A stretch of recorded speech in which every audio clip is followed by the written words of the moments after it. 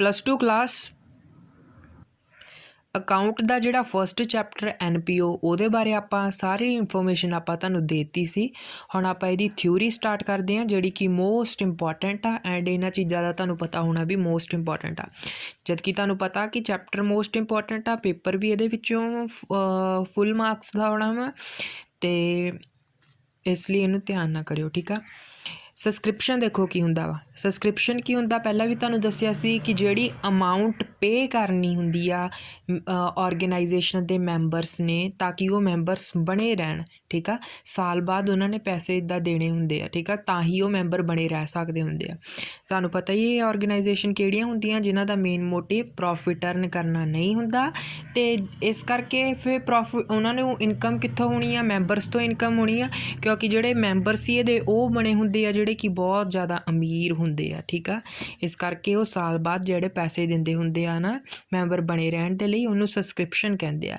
एक बार तुसीं देख लो, मैं तुहानूं पढ़ देवां, जे तुहानूं वीडियो ब्लर हो जूगी तुसीं लिख लिओ, ठीक आ। The amount paid by the member of non profit organization, ठीक आ, to keep their membership alive, ठीक आ, ताकि उन्हों की मैंबरशिप बनी रहे, is called subscription. It is main source of income, ठीक आ।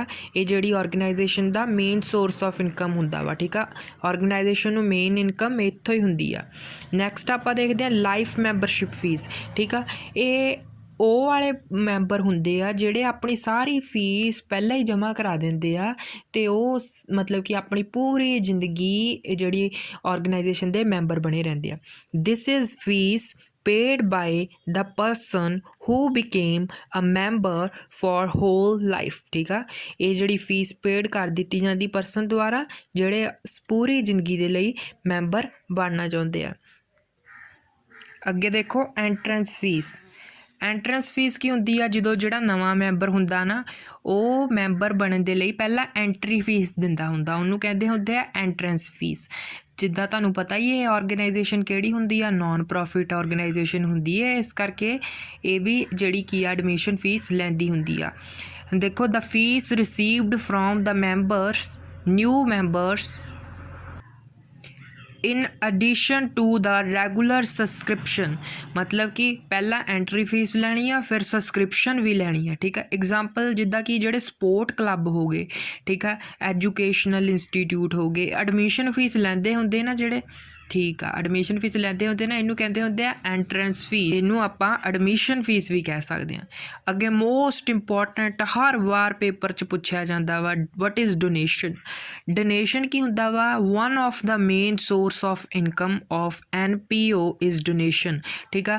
एक मेन सोर्स हुंदा वा इनकम दा, मतलब कि मेन तौर ते पैसा डोनेशन दे नाल ही हुंदा। एक जिहड़ी नॉन प्रॉफिट ऑर्गेनाइजेशन आ, वड्डे वड्डे घरां दे लोग जिहड़े कि डोनेशन करदे आ भी लोगों की भलाई लई तुसीं काम करदे आ, ठीक है, तो करो काम, इस तरह वो डोनेशन दिंदे आ। यूजली जिहड़ियां चैरिटेबल इंस्टीट्यूशन हो गया, educational institution, culture association from non receive करदे आ donation from non members known as donation, ठीक है। मतलब कि तुहानूं ये फर्क पता होना चाहिए, जिहड़ा डोनेशन हुंदा आपां उन्हां तो रिसीव करदे हुंदे जिहड़े ऑर्गेनाइजेशन दे मैंबर नहीं हुंदे। सबसक्रिप्शन आपां उन्हां तो रिसीव करदे आ जिहड़े ऑर्गेनाइजेशन दे मैंबर हुंदे आ। डोनेशन तां बंदा कोई भी दे सकदा, ठीक है। डोनेशन दो तरह का हुंदा वा, एक स्पैसीफिक डोनेशन, एक जनरल डोनेशन। हुण मान लो कि सानू किसी ने डोनेशन दिता वा भी तुसी इन्ने पैसे देते, लाख रुपए देते, भी कहंदे तुसी इत्थे मंदिर बनाओ, ठीक आ, एक जां मूर्ति बनाओ वाले मंदिर दे विच, ठीक आ, ते आपां ओहदी की आ मूर्ति ही बना सकदे आ। वो हुंदा स्पैसीफिक डोनेशन, मतलब एक स्पैसीफिक काम लई दान कीता होया, स्पैसीफिक पैसा जिहड़ा दिता होया स्पैसीफिक काम लई। जनरल डोनेशन बस उन्होंने आपां नूं पैसा दे दिता, वो कहंदे तुसीं जो मर्जी करो, ठीक है, लोक भलाई विच जो मर्जी तुसीं जिथे मर्जी पैसा यूज़ कर लो। स्पैसीफिक तो ही पता लग जाता कि कोई स्पैसीफिक काम लई दिता होया। जनरल डोनेशन तो ही पता लग जाता आपां जो मर्जी कर लीए। जे किसी मंदिर नूं पैसा दिता गया वा ते जेकर जनरल डोनेशन की गई मंदिर दे विच, आपां चाहे उत्थे मूर्ति बना लीए, ठीक है, चाहे उत्थे आपां पार्क बना लीए, चाहे जो कर मर्जी करिए, ठीक है। ये सी साडा डोनेशन। ਲੈਗੈਸੀ ਕੀ ਹੁੰਦੀ ਆ? ਲੈਗੈਸੀ ਹੁੰਦੀ ਆ amount received by organization from deceased person is called legacy. Deceased ਹੁੰਦਾ ਮਰ ਜਾਂਦਾ, ਜਿਹੜਾ ਮਰਿਆ ਬੰਦਾ ਹੁੰਦਾ, ਠੀਕ ਆ। ਤੁਹਾਨੂੰ ਪਤਾ ਕਿ ਕਈ ਲੋਕ ਬਹੁਤ ਜ਼ਿਆਦਾ ਅਮੀਰ ਹੁੰਦੇ ਆ ਪਰ ਉਹਨਾਂ ਦੇ ਕੋਈ ਔਲਾਦ ਨਹੀਂ ਹੁੰਦੀ, ਇਸ ਕਰਕੇ ਉਹ ਆਪਣੀ ਸਾਰੀ ਜਾਇਦਾਦ, ਸਾਰਾ ਪੈਸਾ ਕਿਸੇ ਦਾਨ ਵਿੱਚ ਦੇ ਜਾਂਦੇ ਹੁੰਦੇ ਆ, ਠੀਕ ਆ। ਇਹਨੂੰ ਕਹਿੰਦੇ ਹੁੰਦੇ ਲੈਗੈਸੀ, ਠੀਕ ਆ।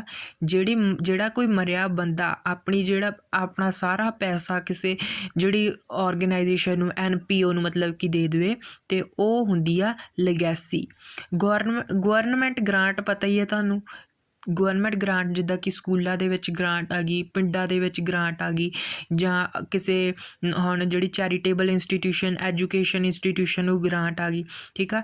ਐਂਡੋਮੈਂਟ ਫੰਡ ਕੀ ਹੁੰਦਾ ਵਾ? ਇਹ ਵੀ ਕਾਫੀ ਵਾਰ ਆਇਆ, ਪੁੱਛਿਆ ਗਿਆ ਕਿ ਐਂਡੋਮੈਂਟ ਫੰਡ ਕੀ ਹੁੰਦਾ? Basic fund which is created for supporting day to day activity.